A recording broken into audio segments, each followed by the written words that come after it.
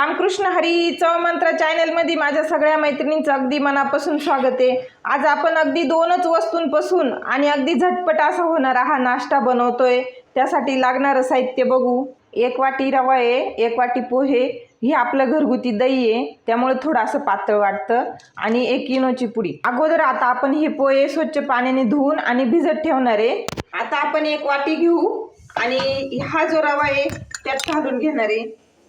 आपण हे जे दही घेतले ते दही पण यात घालून अगदी छान रवा आणि दही दोघं एकजीव करून घेऊ। आपल्याला पाहिजे तसं तर अजून यात पाणी पण घालून घ्यायचं आपल्याला।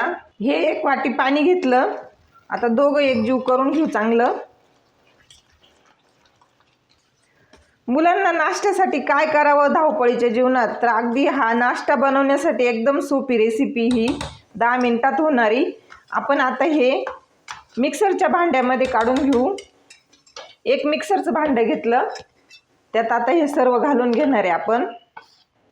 हे जे पोहे होते हे आपण भिजवलेले ते पण घालून घेऊ आणि मिक्सरमधून चांगलं बारीक करून घेणार आहे। झालंय बारीक, बघू आपण, एकदम बारीक अशी पेस्ट झाली। आता आपण जे भांड्यात दही आणि रवा मिक्स केला होता तीच वाटी घेणार आहे बघा। आणि जाड नाही राहू द्यायचं, ते पोह्याचं जे आहे ते पूर्ण बारीक असं झालंच पाहिजे, जेणेकरून आपल्या बेटरला छान टेक्स्चर येतं। आता आपण हे मिक्सरच्या भांड्यात थोडं पाणी घालून हे पण घेऊन टाकू। चवीनुसार मीठ घालून घेणार आहे आणि 1 मिनिटासाठी छान फेटून घेऊ। बेटर बघू शकता तुम्ही किती छान झालंय। अगदी मीडियम असंच पाहिजे आपल्याला, घट्ट पण नको आणि पातळ पण नको। आता आपण हे 10 मिनिटासाठी असंच ठेवू, तोपर्यंत दुसरी तयारी करून घेणार आहे। कढई ठेवली, कढईत पाणी टाकलं आणि आता हे स्टँड ठेवून देणार आहे त्यात। आता आपण 1 प्लेट घेतली, तिला आपण असं तेल लावून घेणार आहे, तेल किंवा तूप, पण शक्यतो तेलच लावते मी। आता हे आपण साईडला ठेवून देऊ आणि हे आपलं जे बेटर आहे हे बघू। छान झालंय आपलं बेटर बघा। असंच बेटरची कन्सिस्टन्सी अशीच ठेवायची। छान झालंय आपलं बेटर, असंच बनवायचं आपलं बेटर, जास्त पातळही नको आणि घट्टही नको। आता आपण यात 1 इनो घालून घेऊ। अर्धीच पुडी इनोची घालायची, पूर्ण पण नाही घालायची आहे। आता त्यावर आपण अगदी थोडं असं नॉर्मल पाणी घालू आणि पूर्ण एकसारखं मिक्स करून घेऊ।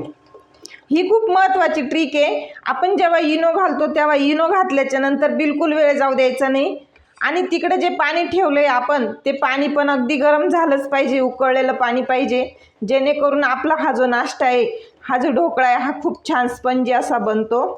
आता बघा हे छान बबल्स आले, आपण आता यात घालून घेऊ, लगेच ताटामध्ये ओतून टाकणार आहे। आता आपण लगेच ताटात ओतून घेऊ। अगदी 10 मिनिटात आणि झटपट असा होणारा हा नाश्ता आहे। तुम्ही चॅनलला 1 लाईक आणि 1 सबस्क्राईब नक्की करा। तुमचं 1 लाईक आणि 1 सबस्क्राईब नवीन यूट्यूबवाल्यांसाठी खूप महत्त्वाचं असतो। आता आपण ही प्लेट अशी टॅप करून घेऊ जरा आणि ठेवून देऊ। असं झाकण ठेवलंय आपण। आता 6 ते 7 मिनिटासाठी मोठा गॅस ठेवू आणि नंतरचे 5 मिनिटं मीडियम गॅस करून ठेवू। ढोकळ्याची वाफ होईपर्यंत आपण आता चटणी करून घेऊ। ह्या हिरव्या मिरच्या, कढीपत्ता, खोबरं, फुटाणे किंवा डाळ्या, शेंगदाणे, 2 चमचे दही, आंबट असेल तर 1च चमचा घ्यायचा, आणि हे अगदी चवीनुसार मीठ। आता हे आपण मिक्सरमधून बारीक करून घेऊ। तयार आहे आपली चटणी।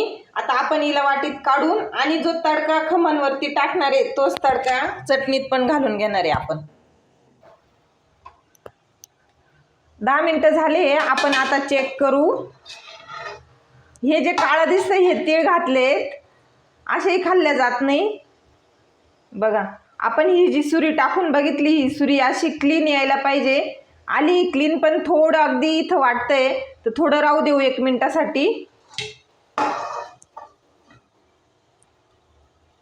ही खूप महत्त्वाची ट्रिक आहे। आपण जेव्हा ढोकळा बनवतो तेव्हा ही सुरीनी चेक करणं हे खूप महत्त्वाचं आहे। झालंय, आपण झाकण काढून घेतलं. आता आपण याला साईडला ठेवून देऊ आणि तडका बनवून घेऊ.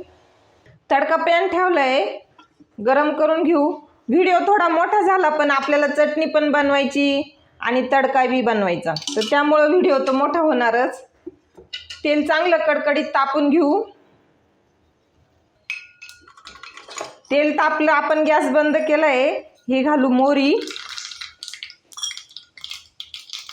हिंग आणि हा कढीपत्ता. आणि आपण जो तडका बनवला तो तडका आता याच्यावर घालून घेणार आहे. बघा, तुम्ही पण असा नाश्ता नक्की बनवा, खा आणि मला एक लाईक आणि एक सबस्क्राईब नक्की करा. आणि हो, हा व्हिडिओ तुम्ही कुठून बघताय हे पण मला नक्की कमेंटमध्ये सांगा. ही आपली चटणी आणि हे अगदी मऊ लुसलुसीत असं झालंय, तुम्हाला दाखवते मी. सकाळच्या घाई गडबडीत रोज रोज तोच नाश्ता खाऊन कंटाळा येतो, तेव्हा आपण असं काहीतरी वेगळं बनवतो. बघा, तुम्हाला काढून दाखवते. अगदी छान असं झालंय.